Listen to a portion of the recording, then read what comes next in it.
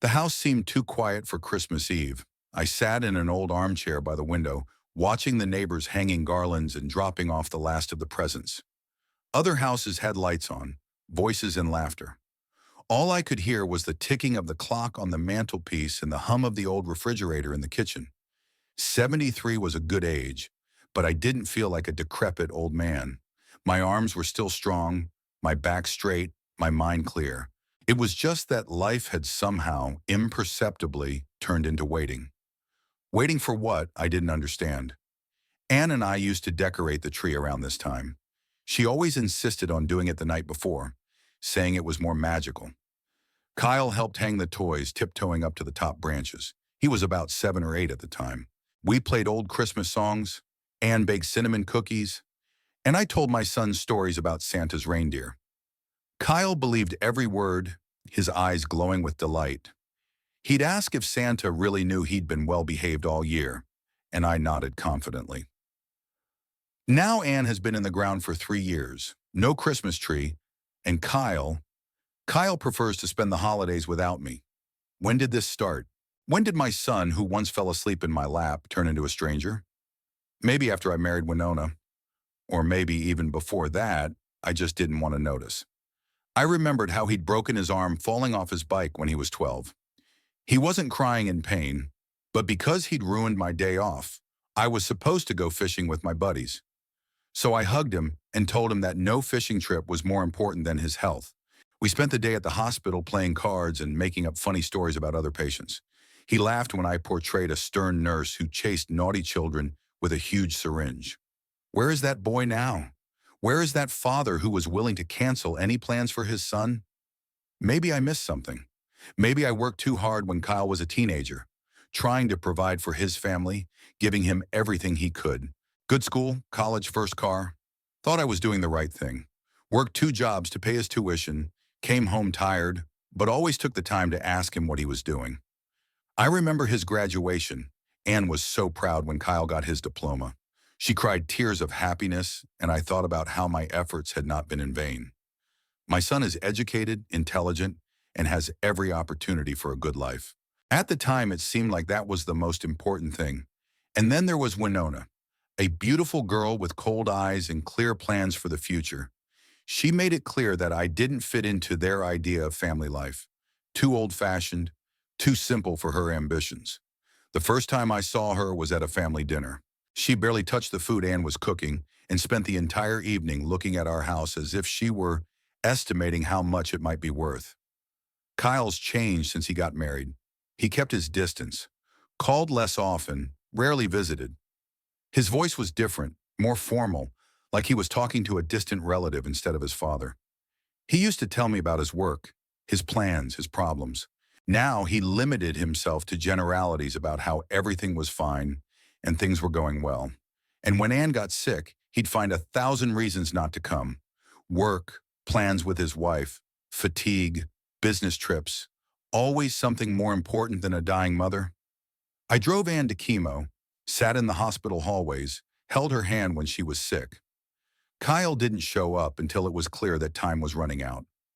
I didn't blame him then. I knew it was hard to see the person closest to you go. I could barely bear these last months when Anne had become a shadow of herself, but she still smiled at me in the mornings and asked me if I slept well. But she asked about her son every day, waited for his calls, told me to tell him she loved him. I lied to her, telling her he would definitely be here tomorrow or the day after. After the funeral, Kyle asked me to move in with them. He said it wasn't worth it to live alone in a big house, that they'd feel safer with me around.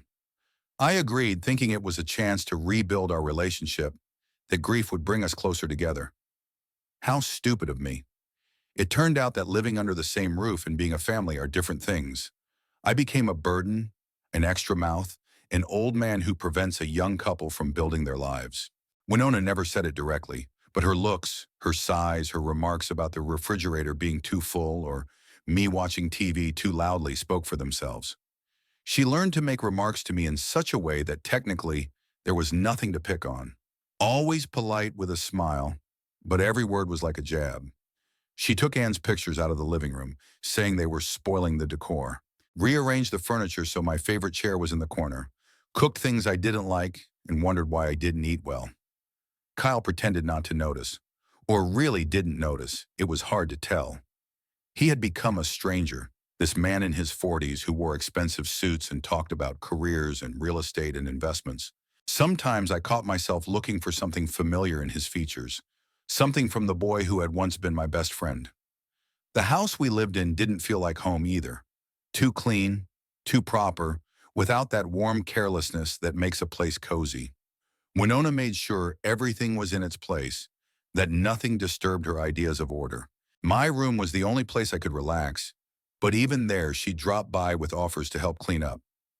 The phone rang. I hesitated to answer it. Who would be calling on Christmas Eve? Probably some salesman or scammer. But it kept ringing, and I finally got up from my chair. Ronald, I heard the familiar voice of my neighbor, Mrs. Campbell. How are you, dear? I'm fine, Doris, I replied, trying to sound cheerful. I saw Kyle and his wife loading the car with skis this morning. Such a beautiful set. It must be expensive. How far are you going? Vail, for Christmas vacation. Oh, how wonderful. I hear it's snowing beautifully. When are you joining them? Is there a flight tomorrow? The question hangs in the air. Doris was a good neighbor. We had been friends with her late husband, Henry, for over 20 years. To her, we were still a close-knit family that spent the holidays together. She didn't know what went on behind closed doors, didn't see the cold stares and strained smiles. I'm staying home, I finally said. I don't like mountain resorts. At my age, skiing isn't for me. Oh, I see. You prefer peace and quiet. But it's still sad to spend Christmas alone. Maybe they'll at least call. Of course they will, I lied. I have plans tonight. What a lie. I had no plans. Just leftover turkey in the fridge, old movies on TV, and empty rooms that used to be full of life. If you need anything, don't hesitate to call, Doris said. The kids and grandkids are coming tomorrow, and it's going to be noisy and fun. Why don't you come over for a piece of pie? You know how I make apple pie. Thanks, but I'm fine. You have a good time with your family. We'll be sure to stop by after the holidays. Say hi to Kyle when you talk to him. I hung up the phone and looked out the window again. In the house across the street, a family was decorating the Christmas tree. A little boy was handing his father toys and his mother was adjusting the branches. The father lifted his son up so he could reach the top, and the child laughed joyfully. A common family picture that we once had too. It's strange how quickly things change. Not so long ago, I was the center of someone's universe. The husband of a loving woman and a father who was trusted with the most precious things. Now I was a nuisance, an inconvenient reminder of a past better forgotten. The clock ticked in the kitchen, counting down the minutes to midnight. Christmas was about to begin, the first Christmas I'd ever celebrate alone. Anne was gone. Kyle had chosen the hillsides over his father's house, and I was sitting in someone else's house pretending not to care. But I wasn't going to feel sorry for myself. Not today anyway. There was too much dignity left in me for that. A week ago, I was still hoping we'd spend Christmas together. A foolish hope, as it turned out. But back then, I truly believed that family was sacred, that the holidays could smooth over any differences. Winona was cooking dinner when I came downstairs. She always cooked exquisitely. No simple dishes that my Anne loved. Just complicated recipes from cooking magazines, lots of spices, unfamiliar sauces. The kitchen smelled of something spicy and unfamiliar. I sat at the table waiting for the food to be served and tried to make conversation. It smells good. What are you making? Asian-style chicken, she said without turning around. I hope you like it. There was no warmth in her voice, no interest in whether I'd like it. She sounded like she was performing an unpleasant duty. I knew I wouldn't like it. She'd never cooked anything I liked. The simple meat and potatoes, the borscht that Anne made so delicious, the fried fish. It all seemed too primitive for her. Kyle entered the dining room, holding some papers in his hands. He looked pleased, even enthusiastic. It was a look I hadn't seen on his face in a long time. He'd become sullen in the last few months, always unhappy about something. But here he was smiling, as if he had good news. Great news, he said, sitting down across from me. We've managed to book a room at the hotel in Vail where we wanted to stay. We thought it would be full, but we got a suite for a week, right from December 23rd. Winona turned from the stove, and I saw her face light up. For the first time in months, she looked genuinely happy. She and Kyle looked at each other, and there was an intimacy in that look that made me feel unnecessary. "Was that the one overlooking the slope?" she asked. "It was. Panoramic windows, fireplace, hot tub, just like we dreamed of." "It's amazing. I was afraid I'd have to cancel the trip." They made it sound like I was air. They were planning a Christmas vacation in front of me, but not with me. I was sitting at this table, in this house, technically part of this family, but I wasn't here. Not to them, anyway. "Sounds great," I said, trying to sound casual. "It's been a long time since I've been in the mountains. When do we leave?" There was silence. Kyle stopped smiling. Winona froze at the stove. They obviously hadn't expected such a question. But what was unexpected? A family going on vacation. It was natural to assume the whole family. "Dad," Kyle began, and his voice had the strained patience of a child's explanation. "It's a trip for two, a romantic vacation. You understand?" "I do," I nodded. "But it's Christmas. It's a family holiday." Winona set the pan down sharply on the table. The chicken looked delicious, but I wasn't hungry. She sat down next to her husband, and I saw her eyes narrow. It was a look I knew. It meant the end of patience. "Ronald," she said, and there was something cutting in the way she said my name. "We are 38 and 40 years old. We're adults who want to spend the holidays the way they like." "That's fine." "Of course it's normal. I was just thinking." "Thought what?" she interrupted. "That we have to carry you around with us everywhere? That our lives should revolve around your needs?" "Winona," Kyle tried to interrupt, but she continued. "No, let him hear it. We're young. We work. We've earned the right to relax without constantly looking after elderly relatives. We have our own lives." The word earned sounded like a slap in the face. Then I didn't deserve it. I didn't deserve to be a part of their plans, their joy, their family. I looked at Kyle, expecting him to say something, to contradict my wife, to take my side, but he remained silent, staring at his plate. "I'm not asking you to look after me," I said calmly. "I just wanted to spend Christmas with my son." "Your son isn't a kid anymore," Winona cut him off. "He doesn't have to entertain you and keep you company just because you're lonely." Those words hurt. Not because they were harsh, I was used to her harshness. What hurt was that there was truth in them. I really was lonely, and I really needed company. After Anne's death, I clung to my son as the only thing I had left. "Couldn't we find a compromise?" I tried again. "I can stay at a different hotel. We can just see each other." "Dad, that's enough," Kyle said, and there was a hardness in his voice. "We're going alone. Period." "But why?" "I couldn't take it anymore." "What did I do? Why are you punishing me?" "No one is punishing you," he said tiredly. "We just want to be alone." "You always want to be alone." "I wasn't invited to your friend's wedding anniversary. I didn't make it to Winona's corporate party, and now I'm staying home for Christmas. When am I ever going to be out of your way?" Winona got up from the table. Her face was red with anger, her eyes glittering. She was no longer trying to maintain a semblance of politeness. "You want to know the truth?" she shouted. "You've been in our way forever. Every day, every minute.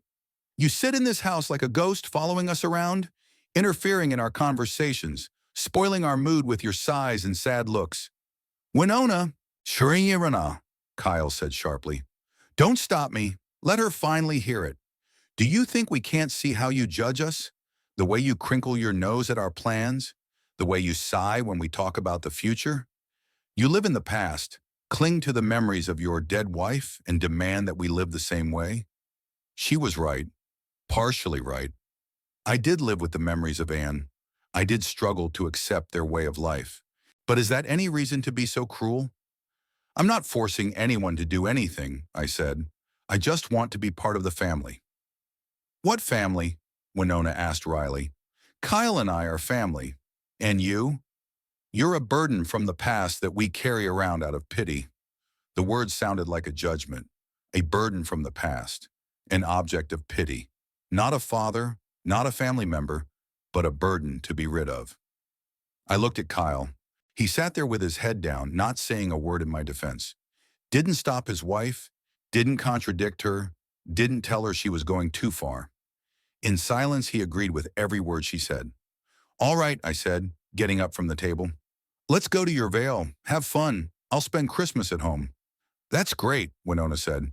You finally get it. I headed for the stairs, but halfway up, I turned around. Kyle was still sitting at the table, not looking up. My son, the one I'd given the best years of my life to, the one I worried about, the one I loved more than my own life, couldn't even look at me. Did you know that your mother dreamed of grandchildren? I said quietly. Every time you came over, she'd ask if you and Winona were planning children. It's a good thing she didn't live to see the day when she would have realized what kind of man you'd become. Kyle flinched as if from a blow. Winona turned purple, but I was already climbing the stairs. I could hear their voices behind me. She was saying something to her husband, and he was answering. But I couldn't make out the words. I didn't want to. In my room, I sat on my bed and tried to calm down. My hands were shaking with anger and resentment. 73 years of my life, 40 years of marriage, 20 years of raising my son, all reduced to what they called a burden from the past. Anne always said that Kyle was just young, that he would become wiser and kinder with age. She believed in him until his last day, defending him to the neighbors who wondered why he so rarely visited his sick mother. He has his own life, she said. He loves us. He just doesn't know how to show it. How wrong she was, or didn't want to see the truth. The next morning they started packing, expensive skis that Kyle had bought last year but never used. Winona's fancy ski clothes, the sight of which made it clear that they cost more than my monthly pension. Suitcases full of winter shoes, makeup, gifts for each other.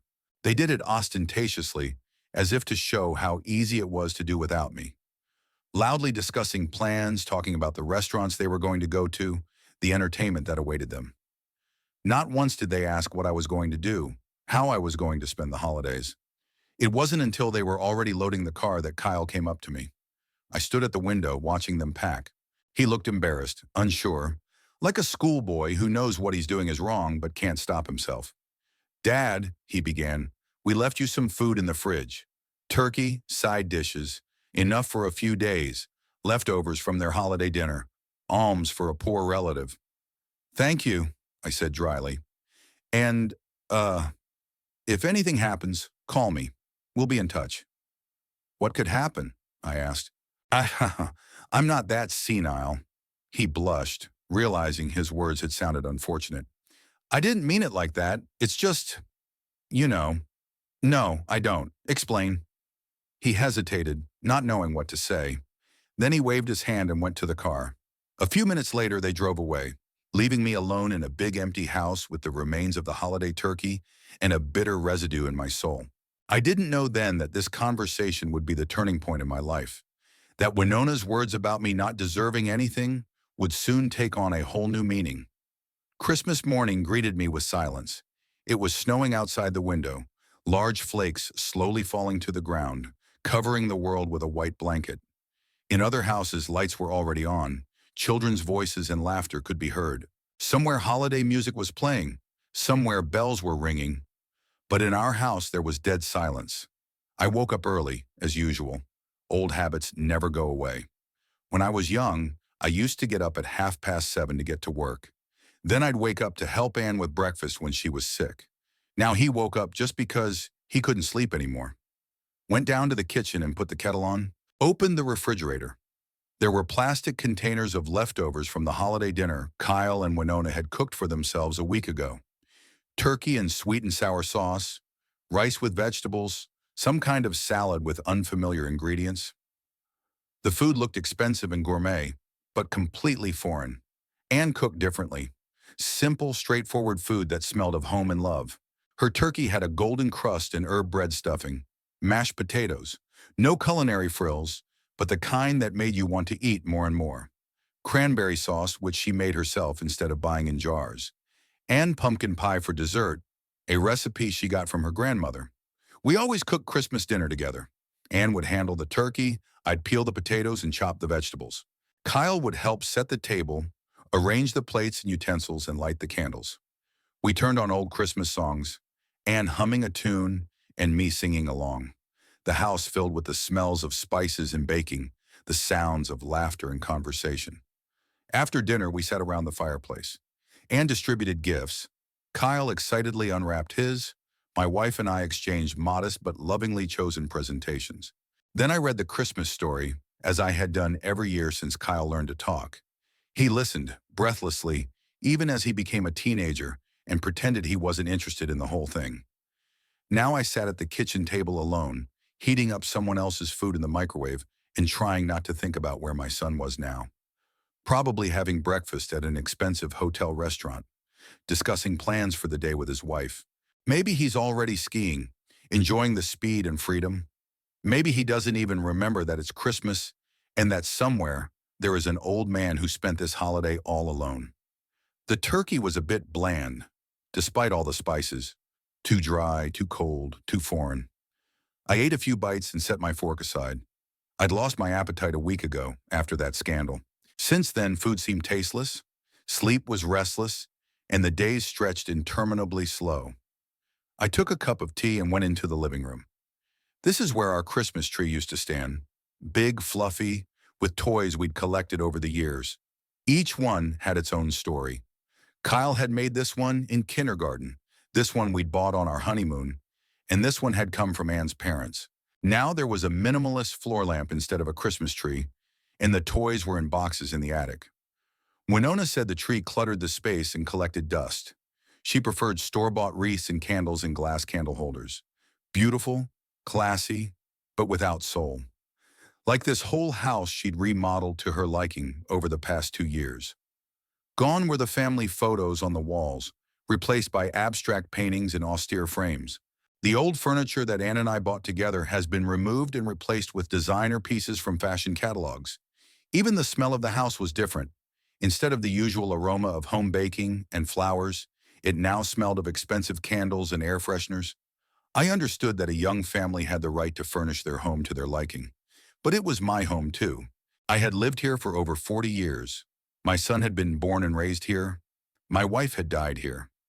These walls had a history, a memory, a soul, and now they were just a background for beautiful interior photos.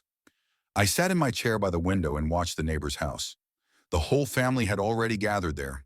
I could see silhouettes in the lighted windows, hear muffled voices and laughter. The grown children and grandchildren had arrived, I guessed.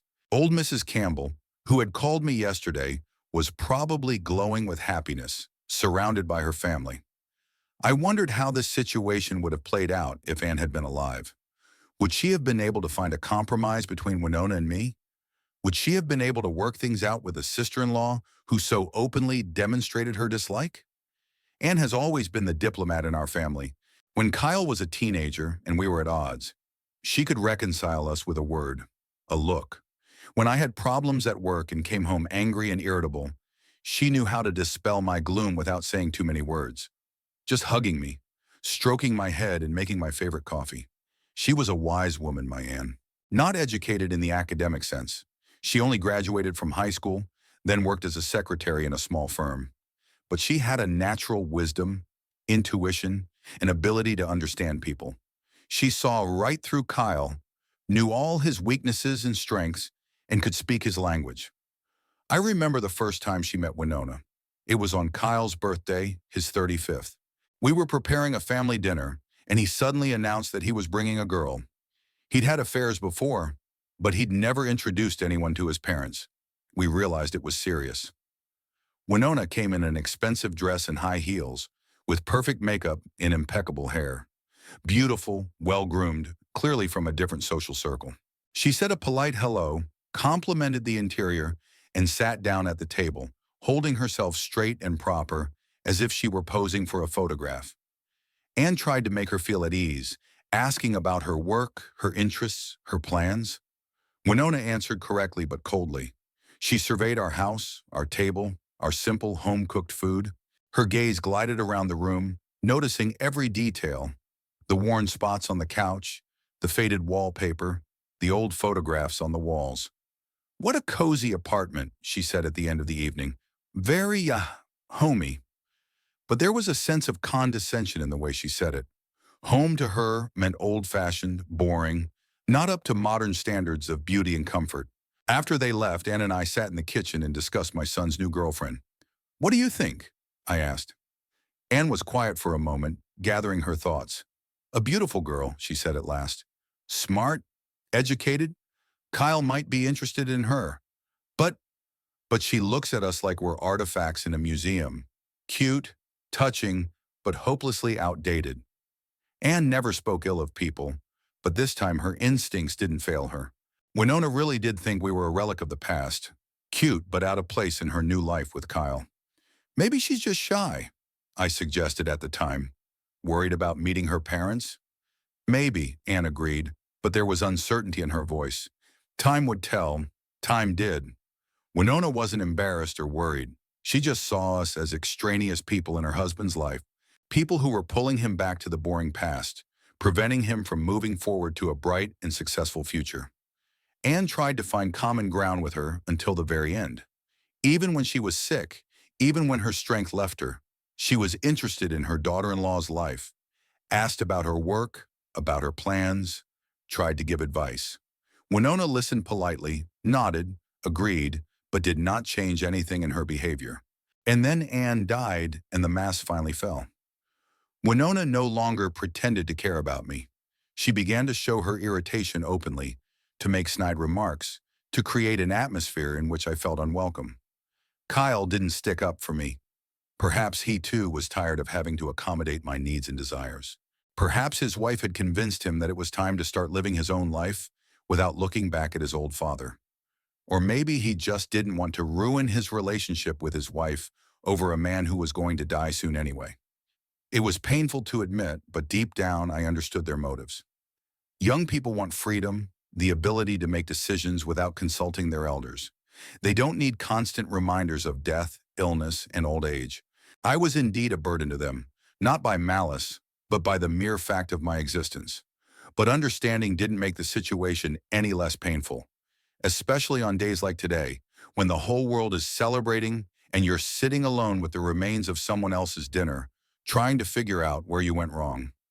Maybe I really did complain too much, remembered Anne too much, too critical of their lifestyle. Maybe I was an insufferable old man who ruins young people's lives with my complaints and expectations. But I didn't force anyone to do anything. I didn't demand constant attention, didn't impose my society, didn't criticize their decisions. I just wanted to be part of the family, to feel that my opinion meant something, that my life still mattered to someone. It was getting dark outside the window. Christmas Day was coming to an end, and I'd spent it alone, with bitter thoughts and cold food. I turned on the TV, old Christmas movies with happy families and the obligatory reconciliation at the end. Turned it off after 10 minutes. Real life rarely resembled Hollywood fairy tales. I went up to my room, lay down on my bed, and stared at the ceiling. Here in this room, I slept with Anne for almost 40 years. Here we made plans, shared dreams, experienced joys and sorrows. This is where she died, holding my hand and asking me to take care of Kyle. I couldn't fulfill her last request. I couldn't keep my family together, couldn't connect with my son, couldn't be the wise and loving father she wanted me to be. And maybe Anne was wrong too. Maybe not all families can be saved. Not all relationships can be mended. Not all people can be changed. Maybe sometimes you just have to admit defeat and retreat with dignity. This thought was not comforting, but there was some liberating truth in it.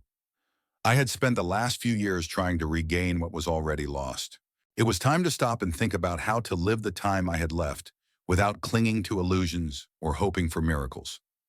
Christmas was over. Tomorrow, ordinary life would begin, and I had to decide what it would be.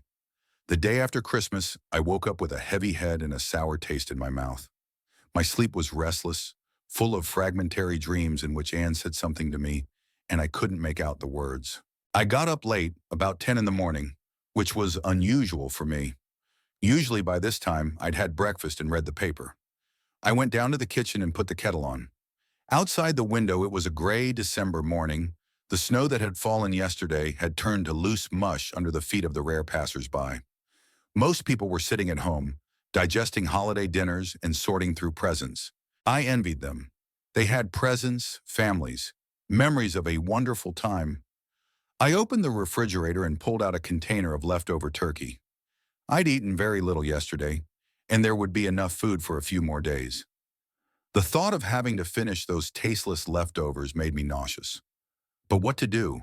I didn't go to the stores, and there were no other supplies in the house. Warmed up some rice and vegetables in the microwave and sat down at the table with a cup of tea. The food was cold in the middle, hot on the edges, the spices were already weathered, and the whole thing looked more like fodder than human food. But there was a need to eat. The body demanded nourishment, even if the soul craved something else entirely. As I ate breakfast, I pondered what to do next. Kyle and Winona wouldn't be back until January 2nd. A whole week of being alone in this house, where I felt superfluous even when they weren't around.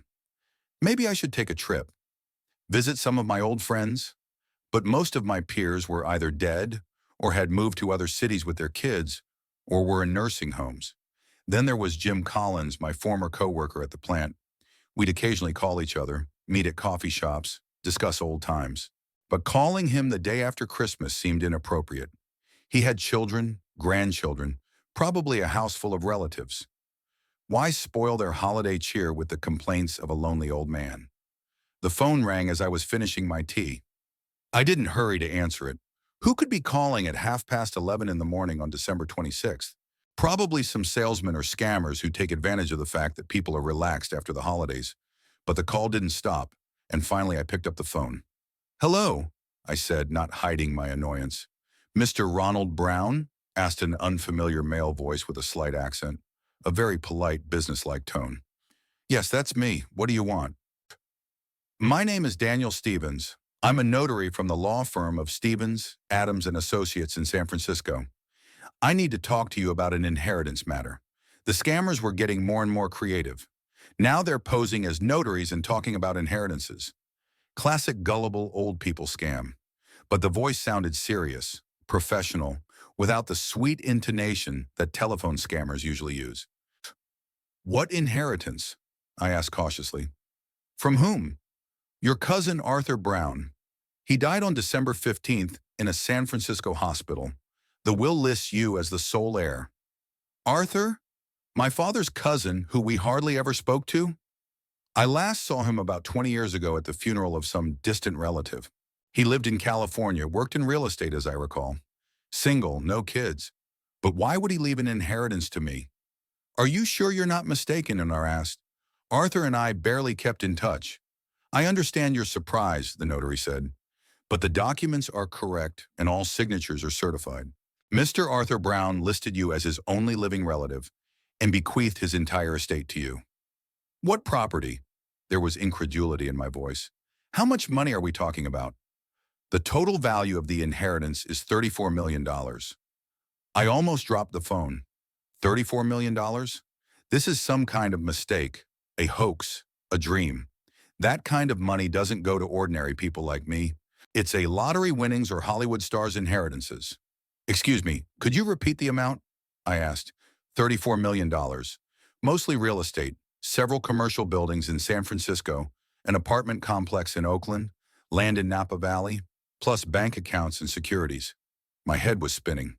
I sat down in the chair next to the phone and tried to make sense of what I'd heard. Arthur was rich, very rich. When had this happened? In my recollection, he was just a regular mid-level realtor, lived modestly, wore simple clothes, drove a used car. "Mr. Brown?" The notary's voice brought me back to reality. "Can you hear me?" Yes, I can. It's just, this is very sudden. I understand. News like this always comes as a shock. But I need to go over the formalities with you. The inheritance requires you to come to our office in person. Can you come to San Francisco in the next few days?" "San Francisco? I've never been there. Haven't been on an airplane in over a decade. But $34 million was worth it to overcome my fears and discomfort." "Sure, I can come. When would be better? Tomorrow or the day after tomorrow? The sooner the better. There are certain deadlines for the paperwork. I'll email you all the necessary papers and the address of our office." We exchanged email addresses and phone numbers. The notary explained what documents I would need, how to get to their office, and how long it would take to complete the paperwork. It all sounded very businesslike and professional. not like a scam. After the conversation ended, I sat in the kitchen for a long time, holding the phone in my hands and trying to realize what had happened. Was it really true? Had I really become a rich man in one phone conversation? Arthur Brown, son of a great uncle on my father's side. We were the same age but rarely met. He lived on the West Coast, we here in Petersburg. At family gatherings, he kept to himself, spoke little, seemed shy and insecure. After his parents died in the late 80s, we communicated only by phone, and even then rarely. We wished each other a happy new year and sometimes exchanged news. The last time I saw him was at Aunt Mary's funeral in 2004. He looked older than his years, tired, a little lost. He told me he was in real estate in the San Francisco Bay Area, but he didn't talk much about his work. He said general phrases about how things were going well, the market was stable, and there were plenty of clients. It didn't occur to me at the time that underneath these modest words was a multi-million-dollar fortune. Arthur didn't look rich. A simple suit, an ordinary watch, no signs of luxury. Either he was hiding his wealth very well, or he'd gotten rich since the last time we'd met. I tried to remember what I knew about his life. Never married, no children, worked a lot, traveled little, lived alone in a small apartment. At least that's what he said in rare phone conversations. Enjoyed reading, collected old maps of California. A quiet, inconspicuous man who, it turns out, had managed to build a real estate empire. And now it was all mine. $34 million, a sum I couldn't even properly visualize. It was more than I had earned in my entire life, more than all the houses on our street were worth, more than the budget of a small town. What would I do with that kind of money? How will my life change? Will I be able to handle the responsibility that's coming at me? At 73 years old, starting a new life seems ridiculous, but money provides opportunities I never even dreamed of. Suddenly, the thought of Kyle and Winona popped into my head.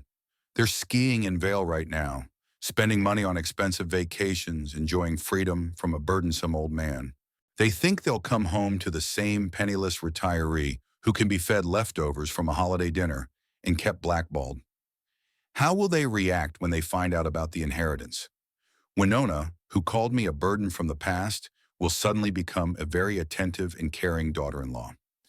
Kyle will remember that he has a father he loves and respects. They would both smile, apologize, and explain that all the misunderstandings were the result of fatigue and stress. But I wasn't going to tell them anything. Not until I dealt with the inheritance anyway. Not until I knew what was going on. Maybe it was a hoax or a mistake after all. Maybe the notary got the wrong person or the documents were fake. Too good to be true. He went up to his room and pulled an old suitcase out of the closet. I hadn't packed it in a while. The last trip had been to a doctor's appointment in a neighboring town 2 years ago, when I'd been diagnosed with heart problems. The trip had seemed like an ordeal then. Now I was about to fly across the country. Started putting things away, picking out the best of my modest closet, the nice suit he'd bought for Anne's funeral and hadn't worn since, a white shirt he saved for special occasions, a tie Kyle had given him for his birthday a few years ago, underwear, socks, toiletries. As I packed, I thought about what was ahead of me. A flight to San Francisco, a meeting with a notary, paperwork, then deciding what to do with the money. Buy a house, move to a warm place, travel. At 73, the possibilities seem endless if you have the means to realize them.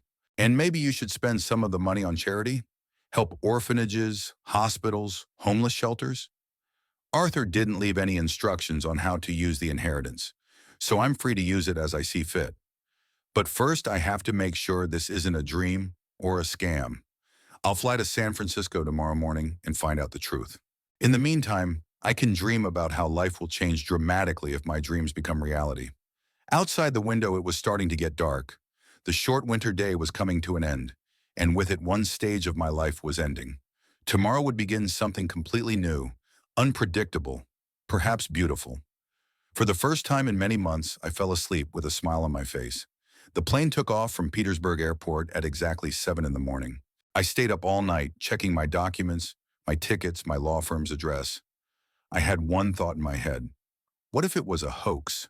What if I flew to San Francisco and found out that there was no Daniel Stevens and that the $34 million was a figment of someone's imagination? Over the many years of my life, I had learned not to believe in miracles. Good news usually turned out to be mistakes, and bad news usually turned out to be harsh reality. But the notary's voice sounded convincing. The documents he emailed looked authentic, and the firm of Stevens, Adams and Associates had existed according to the internet for over 30 years. The flight was almost 6 hours long with a layover in Denver. I hadn't flown in a long time and had forgotten how tiring air travel can be. The cramped seats, the dry air, the constant noise of the engines. When I was young, it seemed like an adventure. Now it was a test of endurance. By the time the plane landed in San Francisco, my back was aching, my ears were ringing, and my legs were so stiff I could barely walk. The airport was staggering in size. Endless corridors, crowds of people speaking dozens of languages, stores with goods whose prices made one wonder about the sanity of the locals. A cup of coffee cost more than I usually spent on breakfast at home, but that didn't matter today. If the inheritance turned out to be real, I could buy coffee for at least $100 a cup. The cab ride to the law firm's office cost $80. The driver, an elderly Sikh in a snow-white turban, talked about the sights of the city, but I listened half-heartedly. I looked out the window at the hills built up with colorful houses, at the bridges spanning the bay, at the skyscrapers of the business district. It was all beautiful, but foreign. I was used to the flat streets of Petersburg, to familiar houses and faces. The office was on the 23rd floor of a modern building in the center of the city. The elevator was taking me up, and I thought about the last time I'd been at this height 20 years ago, when Ann and I had gone to a doctor's appointment at a high-rise clinic. I had been uneasy then, but now the excitement was of a different kind, not fear of heights, but a premonition of dramatic change. The receptionist greeted me with a smile and offered me coffee while I waited for Mr. Stevens. The coffee was excellent, much better than what they sold at the airport. The office looked solid and expensive. Leather furniture, heavy frame pictures, thick carpets to muffle the sounds. There was serious money at work here, and it was felt in every detail of the interior. Daniel Stevens was a man in his 50s, with graying temples and attentive brown eyes. He shook my hand firmly and led me into his office, where there were folders of documents on the desk. "Mr. Brown, it's a pleasure to finally meet you in person," he said, sitting down across from me. "I know the news of the inheritance came as a surprise to you." "To put it mildly," I replied, "I didn't even know Arthur was dead until yesterday." "I see. Your cousin was a very secretive man. In all the years we worked together, he never told me much about the family. Only mentioned in his will that he had a relative on the East Coast." Stevens opened one of the folders and pulled out some photographs. They showed Arthur, but not the way I remembered him. He was a well-dressed man in an expensive suit, standing next to a high-rise building with a brown development sign on the front. "Your cousin started small," the notary continued. "In the late 70s, he bought a small plot of land in Oakland to demolish an old warehouse. He built an apartment complex there and sold it for a good profit. Then another project, another. By the late 80s, he had his own development company." I looked at the photos, trying to recognize in this successful businessman the shy relative I remembered. Arthur looked confident, even solid. Expensive watches, perfect hair, the smile of a man who knows his worth. "But his greatest success came in the 90s, Stevens continued. "He bought some land in San Jose when there was no one else there.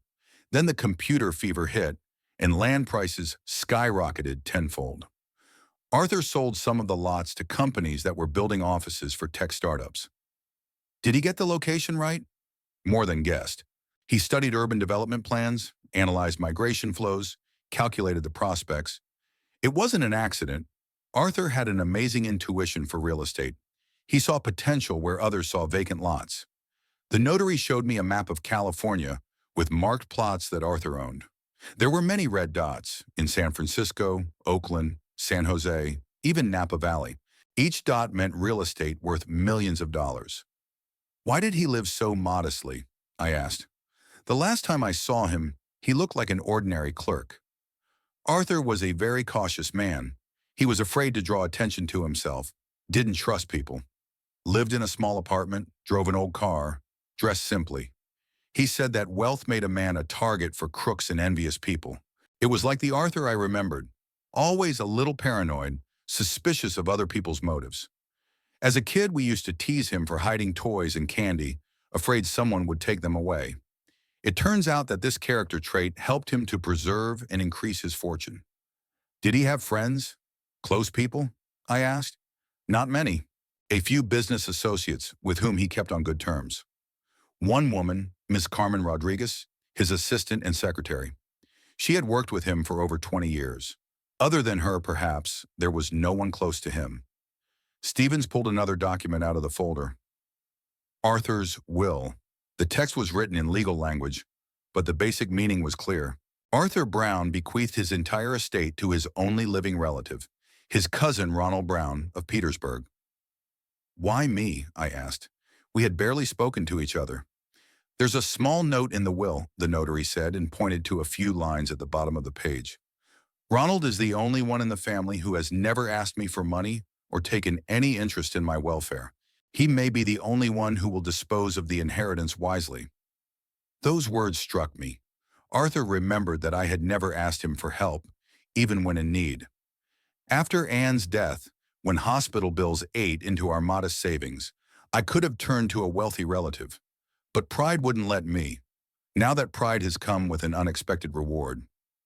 What is included in the inheritance specifically, I asked. Stevens opened a thick folder of documents and began to list. An office building in downtown San Francisco, leased to a technology company.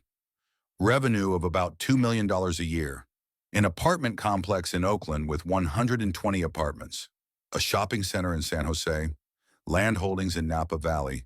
15 acres of vineyards. Bank accounts totaling $8 million. Stock in various companies worth about $3 million. My head was spinning with these numbers.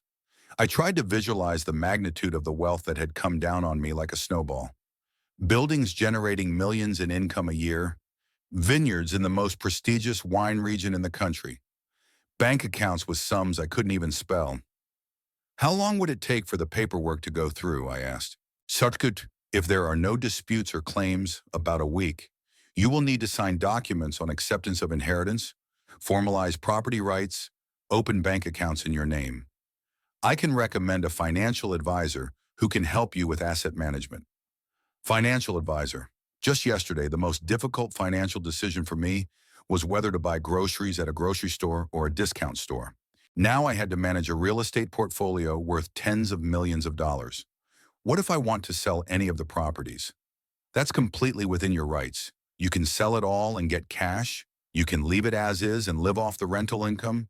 You can sell part of it and invest the money in something else. Arthur left no restrictions. We spent over 3 hours in the office sorting through documents, discussing details, planning the next steps. By the end of the meeting, I had a folder with copies of all the documents, a list of bank accounts, Arthur's office keys, and the address of his apartment in San Francisco. Would you like to see his apartment? Stevens suggested it. It's empty right now. Carmen Rodriguez keeps an eye on it, but she lives apart. I agreed. I was curious to see how my rich relative lived.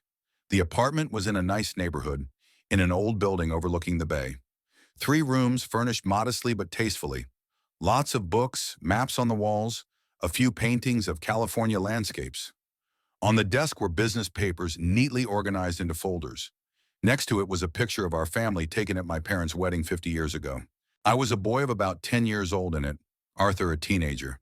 Turns out he'd kept that photo all his life, even though we'd barely spoken to each other. In the bedroom, there was a phone on the bedside table with a list of numbers taped to the wall. My number was the only family contact there among dozens of business acquaintances. Arthur could have called me at any time to tell me about his progress, ask for advice, or just to talk. But he didn't. He kept his secret until the very end. In the evening, I sat in my hotel room and tried to make sense of what had happened. In one day, my life had been turned upside down. In the morning, I was a pensioner with an income of $1,200 a month. In the evening, I was the owner of $34 million worth of real estate. What to do with that kind of money? How do I live my life? Should I move to California? Or should I sell everything and come home a rich man? The questions were many and there were no answers yet. One thing I knew for sure was that life would never be the same again, and I had to decide what it would be. The next day, waking up in a hotel overlooking San Francisco Bay, I realized that my life had truly changed forever. Sunlight streamed through the huge windows of the suite, illuminating a room that cost more than my monthly pension. But that amount didn't seem astronomical now. I could now afford to live in hotels like this permanently if I wanted to. The first thing I did was to go to the bank to open my own accounts and access Arthur's money. Mr. Johnson, the branch manager, greeted me like an important customer. Offered coffee, cookies, personal counselor. Within half an hour, I was issued a premium bank card with no limits and given access to online banking. When I saw the balance on the screen, $8,400,000 in current accounts alone, I was dizzy. The numbers seemed unreal, like a computer game. But the card in my wallet was quite tangible, and I could dispose of that money any way I wanted. As I left the bank, I felt a strange sense of freedom. For the first time in many years, I didn't have to think about whether I had enough money for the rest of the month, whether I should buy something, or whether it was better to abstain. I could buy anything, go anywhere, live any way I wanted. The first purchase was clothes. My old suit I'd flown in looked shabby against the California luxury.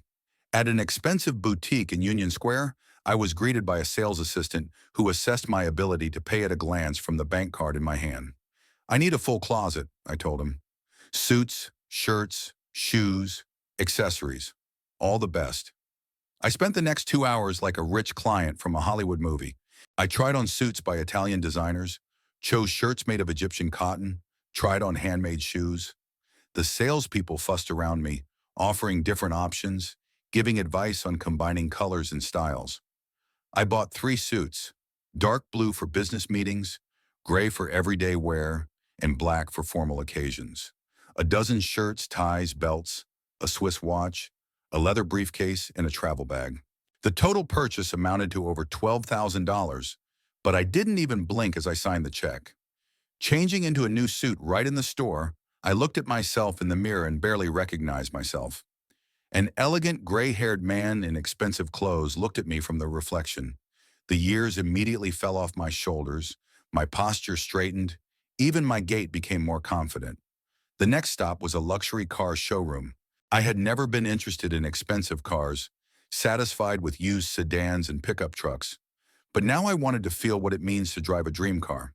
The salesman showed me several models: a sporty convertible in bright red color, an SUV with leather interior, an elegant business-class sedan. I chose the last one, a dark blue car with wood trim and seats that could be adjusted in dozens of different positions. "Excellent choice," the salesman said. "This model is very popular among our wealthy customers.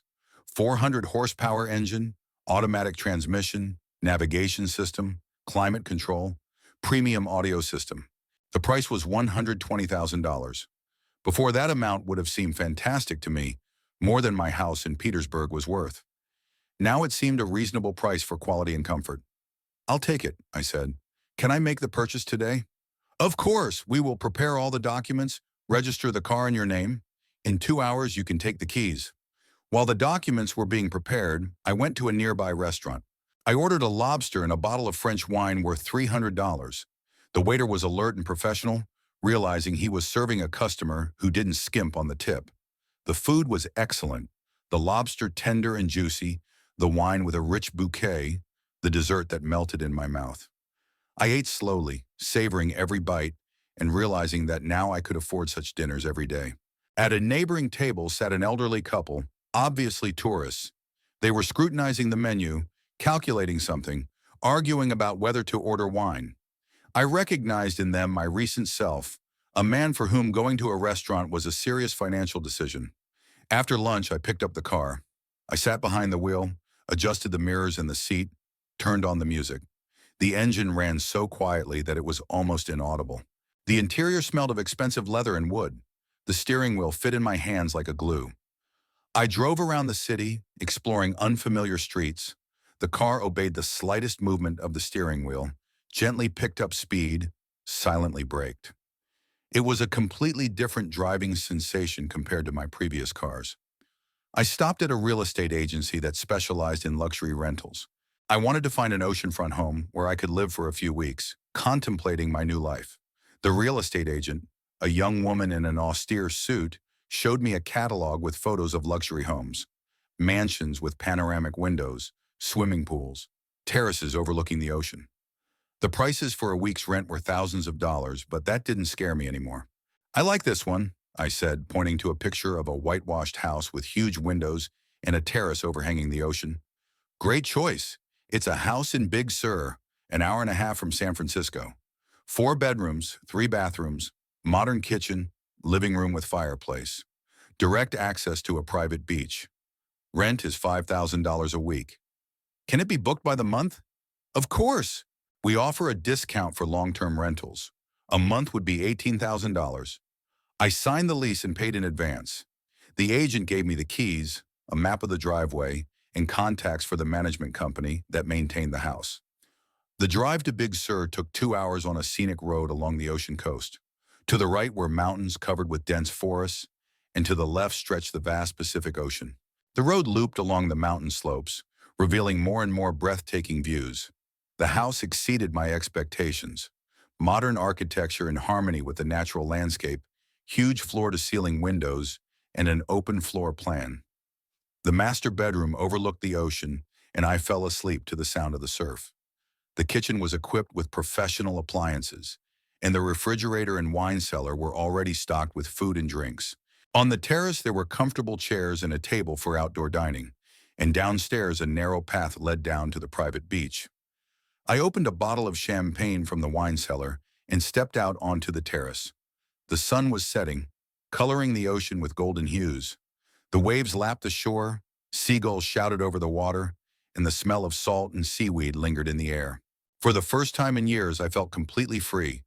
I didn't have to ask anyone for permission, no one to account to for spending, no one to coordinate plans with. I could stay here for a month, a year, the rest of my life if I wanted to. I took out my phone and looked at the screen. No one had called, no one had texted. Kyle and Winona were still skiing in Vail, enjoying their vacation without the burdensome old man. They had no idea that this old man was now drinking champagne at $500 a bottle on the terrace of a house that cost more than their annual income. The thought of them aroused not bitterness as before, but a strange sense of satisfaction. They thought they'd gotten rid of the problem, leaving me at home with leftover holiday turkey. And I was in paradise, enjoying freedom and opportunities they couldn't have dreamed of. What will I tell them when they return? Will I tell them about the inheritance? Will I share the wealth? Or would I let them continue to see me as a burden to be endured out of a sense of duty? I didn't know the answers to these questions yet. But for the first time in a long time, I had time to think, to weigh my options, to make decisions based on my desires rather than on necessity. The sun disappeared over the horizon, and the first stars began to appear in the sky. I finished my champagne and went inside. Tomorrow would be a new day, full of new possibilities. And today I just enjoyed the fact that life can be beautiful if you have the means to change it.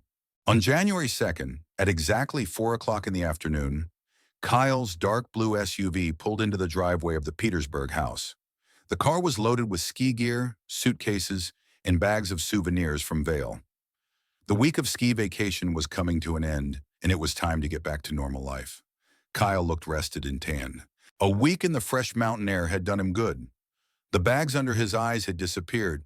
His posture was straighter, his movements more confident. Winona also looked great in her new ski jacket and designer sunglasses. The vacation had cost them almost $10,000, but they felt they had spent the money for good. Finally home, Winona said, getting out of the car and stretching. It was a good vacation, but it's nice to be back in civilization. Yeah, it's a great week, Kyle agreed, pulling his suitcases out of the trunk. The snow was perfect, the weather was great. Maybe next year we could go to Aspen. Why not? Jessica said it was even better there. They walked into the house discussing plans for their next vacation, sharing their experiences with skiing and the resort's restaurants. The mood was great for both of them. They had spent a week alone together, without prying eyes or unnecessary obligations, enjoying each other's company and expensive entertainment. "Where's Dad?" Kyle asked, looking around. "He usually meets us at the door when we get back." "Probably sleeping," Winona answered indifferently. "Or watching TV upstairs. At his age, it's hard to hear a car pull up." Kyle put the suitcases in the hallway and went up to the second floor. "Dad," he called out. "We're back." There was no answer. He looked into his father's room. The bed was made. There were a few old books and newspapers on the desk, but Ronald wasn't there. There was no one in the bathroom either. "That's weird," Kyle muttered as he went downstairs. "He's not upstairs. Maybe he went to the neighbors?" Winona shrugged. She had little interest in her father-in-law's whereabouts. What mattered was that he hadn't been home when they'd arrived, tired and wanting to unpack without asking about the trip or complaining about being alone. "Look in the kitchen," she suggested. "Maybe she's cooking something." Kyle made his way into the kitchen and found the refrigerator nearly empty. The containers of leftovers from the holiday dinner they'd left for his father stood untouched. The bread was stale. The milk was sour. It looked like no one had been in the kitchen in days. "Winona, come here," he called to his wife. "What's the matter?" she asked, entering the kitchen with her cell phone in hand. "Look, the food we left is not touched at all, and there's nothing fresh in the fridge. It's like he hasn't eaten all week." "Maybe he ordered a pizza or went to the cafeteria," Winona suggested, but there was worry in her voice. "Or the neighbors were feeding him." Kyle opened the freezer. There was no sign of anyone using the kitchen there either. The dishes were clean and arranged in their places, the trash can empty. It looked like the house had been empty for days. "We should call him," Kyle said, pulling out his cell phone. The first call went to voicemail. The second one went to voicemail. The third time, the answering machine said the caller was temporarily unavailable. "That's weird," Kyle said. "Dad always answers his phone, especially mine." "Maybe the phone was dead," Winona suggested, but she was starting to worry too. "Or is he in the hospital somewhere?" They walked around the house, checking every room. In the living room, everything was in its place. In her father's bedroom, the bed was neatly made, but personal items, reading glasses, medication, old photographs of Anne were gone. The closet was half open, and Kyle saw that several suits and shirts were missing. "His stuff is gone," he said with growing alarm. "His best suits, his suitcase." It looked like he'd gone somewhere. But where? And why didn't he warn us? Kyle tried his father again, but the phone was silent. So he called his neighbor, Mrs. Campbell, to see if she knew anything. "Hello, Mrs. Campbell. This is Kyle Brown. We just got back from vacation and my dad's not home. Do you have any idea where he might be?" "Oh, Kyle, honey." The neighbor's voice was surprised and a little concerned. "I saw your dad 3 days ago. He was getting into a cab with a suitcase. He looked very elegant, wearing an expensive suit. I thought he was on his way to your resort." "Us? No, he wasn't." "Do you know what he said to the cab driver?" "No, I was far away. But he looked beautiful, even younger. And his suit was so nice. I'd never seen him wear it before." Kyle thanked his neighbor and hung up. The information only added to the mystery. His father had gone somewhere in an expensive suit he'd never owned. But where and why? Maybe he left a note? "Nuss," Winona suggested. "Check his room again." Kyle went up to his father's room and began to methodically examine the desk, the nightstands, the shelves. On the desk, under the elephant-shaped paperweight Ronald had brought back from a business trip 20 years ago, was a folded piece of paper. Kyle unfolded it and read the message written in his father's neat handwriting. "Kyle and Winona, I hope you had a good time in Vail. I decided to change things up too and went traveling. I don't know when I'll be back. Probably not soon. Don't worry about me. I'm perfectly fine and very happy. I wish you all the best. Father?" Kyle reread the note twice, unable to believe his eyes. His father had decided to travel? With what money? Where to? And what do you mean? Probably not soon. "What is it?" Winona asked, walking into the room.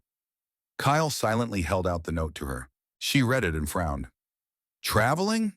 He's barely making ends meet. What kind of money is he going to use to travel?" "I have no idea. And why didn't he tell us in advance? We could have discussed plans, helped him organize the trip. Maybe he's upset with us," Winona suggested. "For not taking him to Vail," Kyle wondered. Indeed, the last conversation he'd had with his father had been unpleasant. Winona had told him everything she thought about his presence in their lives. Perhaps that had been the last straw, and his father had decided to show his independence by going somewhere unannounced. But where would he go? Kyle pondered aloud. And with what money? His pension was barely enough to live here, let alone travel. Maybe he took out a loan, Winona suggested, or sold something valuable. Kyle looked around the room again, trying to figure out what might have disappeared. His father's old watch was on the nightstand. His wedding ring, too. The family photos were in place. Nothing of value was missing. I'll call the bank, Kyle decided. Maybe he made a large withdrawal or took out a loan. A call to the bank didn't clear things up. The employee politely explained that he couldn't provide information about customer accounts to third parties, even relatives, without the proper documents. I need a power of attorney or a will to get information about my father's finances, Kyle told his wife, and we don't have one. Winona paced the room, clearly nervous. Her father-in-law's disappearance was disrupting their plans. They were going to quietly get into a work rhythm after their vacation, and now they had to look for a missing relative. What if something happened to him? She said. What if he got sick or had an accident somewhere far from home? Then the hospitals would contact us, Kyle answered, but he wasn't sure he had. He has insurance, our phone number's in the paperwork, but the note says he's happy and fine. Yeah, but when was it written? Maybe he left it a week ago and then something happened? Kyle dialed his dad's number again, but the phone was silent. He tried to send a text message, but it didn't work either. We should call the police, he decided. A man was missing. Wait, Winona stopped him. What if he really just went on vacation? We'll panic, and he'll show up a couple days later claiming we disrespected him. Kyle hesitated. On the one hand, his father's disappearance was strange and unsettling. On the other hand, maybe Ronald had really decided to show his independence and had gone on vacation. After all, he was a grown man and had the right to make his own decisions. Let's wait until tomorrow, he decided. If he doesn't show up and doesn't call, then I'll go to the police. They spent the evening worrying, checking the phone every half hour and trying to reach Ronald. The house seemed empty and uncomfortable without his presence. Strangely enough, they had gotten used to him always being there, ready to answer questions and listen to stories about their lives. Now that he was gone, they suddenly realized they knew next to nothing about him. Where could he have gone? To whom? With what kind of money? They had no answers to any of these questions. The phone rang at 9:30 in the morning as I sat on my terrace with a cup of coffee, watching the waves roll in on my private beach. In the 3 weeks I'd been living in the California house, I'd grown accustomed to the ritual of waking up at first light, brewing expensive coffee from beans shipped directly from Guatemala, and welcoming the new day to the sound of the ocean. Kyle's number popped up on the screen. I stared at the ringing phone for a long moment, taking my time to answer. He'd called dozens of times over the weeks, leaving voicemails, texting, first worrying about my health, then demanding an explanation, then asking me to at least confirm that I was alive and well. I didn't respond. I liked knowing they were worried, looking for me, not understanding what was going on. Let them feel what it's like to not know where a loved one is and what's happening to them. But today I decided to respond. I had enjoyed enough freedom and luxury in 3 weeks. It was time to take stock. Hello, I said, trying to speak calmly. Dad! Kyle's voice was full of relief and indignation at the same time. Where are you? We've been freaking out with worry. Why haven't you been answering your cell phone? I was on vacation, I answered simply, decided to change things up as I had planned. But where are you? We found your note, but it didn't explain anything. We even thought of going to the police. The police? I couldn't hide a chuckle. Why go to such extremes? I'm a grown man, and I have the right to travel. With what money, Dad? Kyle's voice became suspicious. Your pension is barely enough to live on, and you disappeared for 3 weeks. Did you take out a loan? Did you sell something? No, I got an inheritance. There was silence. I could almost see Kyle trying to make sense of it. What inheritance? From who? Arthur's cousin. He died in December and left me his entire estate. Arthur? Kyle was obviously trying to remember this relative. The one who lived in California? But we barely spoke to him. That's why he left me the inheritance. I'm the only one in the family who never asked him for money. How much is that inheritance? Kyle's voice was filled with the greed he was trying to hide. $34 million, I said calmly and heard him gasp. Kyle was silent for a few seconds, digesting the information. $34 million? He asked again in a husky voice. That's right. real estate in San Francisco, bank accounts, stocks. I'm living in a rented house on the ocean right now, and I'm really enjoying life. Dad, that's amazing. We should get together, discuss plans, decide how best to use that kind of money. Why? I interrupted him. I'm doing just fine on my own. But, uh, but we're a family. Decisions like this have to be made together. Family. There's a coldness in my voice. Where was this family when you left for Vail, leaving me at home with leftover turkey? Where was the family when your wife called me a burden from the past? Dad, we can talk about this. Come home. We'll talk. Okay, I said. Come to my place. I'll text you the address. But I warn you the conversation will be short. I disconnected and sent them the address of the house in Big Sur. I knew they'd come. $34 million was too much to ignore. 4 hours later, I heard the sound of an approaching car. Kyle's dark blue SUV was coming up the winding driveway to the house. I stood on the patio, admiring the ocean view, and took my time greeting them. Kyle and Winona got out of the car and froze, looking at the house. Their faces expressed a mixture of amazement and envy. They obviously hadn't expected to see such luxury. "Oh my God," Winona whispered. "How much does it cost to rent a house like this?" $18,000 a month, I said, walking down the steps toward them. But for a man of my wealth, that's nothing. Kyle put his arm around me, but I could feel the tension in his embrace. He studied my new suit, expensive watch, quality shoes. "Dad, you look amazing," he said. "It's like you're 10 years younger." "Money does make you look younger," I agreed. "Come on in the house. I'll show you how rich people live." I spent the next hour showing them the luxuries of my new life. I showed them the master bedroom with panoramic windows, the kitchen with professional appliances, the wine cellar, the terrace with a jacuzzi. He told about his purchases. A car for $120,000, suits from Italian designers, dinners in the best restaurants. Winona listened with her mouth open. Her eyes glistened with greed, and she was already calculating how much of that wealth she could get. "It's unbelievable," she repeated. "Who would have thought that your uncle was so rich?" "A cousin," I corrected. And yes, no one suspected. He was a very secretive man. "What's next?" Kyle asked. "Are you planning on staying in California?" "Maybe. I like it here. Nice weather, beautiful views. Don't know anyone, and no one knows me. Total freedom." "But the house in Petersburg?" Kyle started. "What house?" I interrupted. "Technically, it belongs to you. I'm not going back there." "You're not." Winona could not hide her surprise. "But why?" I looked at both of them. The son who had betrayed his mother's memory and his wife who had turned my life into the existence of an unwanted freeloader. "Shelburne, because I'm not welcome there," I said calmly. "You made that very clear before Christmas." "Dad, we can change things," Kyle said hastily. "A clean slate, a normal family relationship." "Why? I'm fine." "But we're family," Winona exclaimed. "Family should be together, especially in joy." How hypocritical. A month ago, I was a burden from the past, and now suddenly I'm a family man. "Family should be together even in sorrow," I said. "And you chose skiing." "We can fix this," Kyle insisted. "Move here to California. Buy a bigger house. Live together." "Don't," I stopped him. "I like living alone." "But what are you going to do with all that money?" Winona asked. "You can't spend that kind of money." "I'll find a way. Maybe I'll give to charity, or buy a yacht and travel the world. There's lots of possibilities." They looked at each other, realizing the conversation wasn't going as they'd planned. "What about us?" Kyle asked bluntly. "I'm your only son, your heir."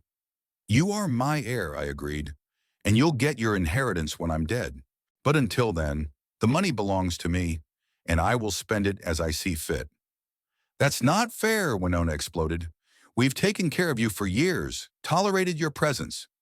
"Tolerated?" I interjected. "What an accurate word.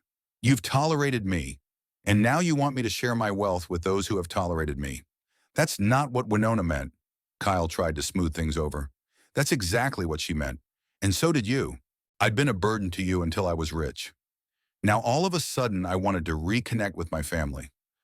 I stood up and walked over to the panoramic windows, admiring the view of the ocean. It's time for dinner, I said. I made a reservation at a restaurant on the beach. Very expensive place, but I can afford it. Dad, let's have a serious talk, Kyle tried again. Without emotion, like adults. We've already talked, I replied. I'm happy in my new life, and I'm not going to change anything. You can go back to Petersburg. But we've come so far, Winona was indignant. Nobody forced you. I've lived just fine without you for 3 weeks, and I'll continue to do so. Kyle looked at me with a puzzled expression, as if he were seeing me for the first time. Maybe he was. It was the first time he'd seen a father who didn't need his condescension and pity. You've changed, he said quietly. Cher. Yes, I agreed. Money has changed me. Now I can afford to be honest. They left after half an hour without getting anything concrete. I walked them to the car and waved goodbye. We wouldn't see each other again, at least not on my initiative. That evening I had dinner at a restaurant overlooking the sunset, ordered a bottle of champagne and a lobster toast. At the next table sat an elderly couple, obviously tourists who were saving money on every order. I recognized myself in them from months ago and was glad those times were a thing of the past. Life really can change overnight. The main thing is not to miss your chance when it comes,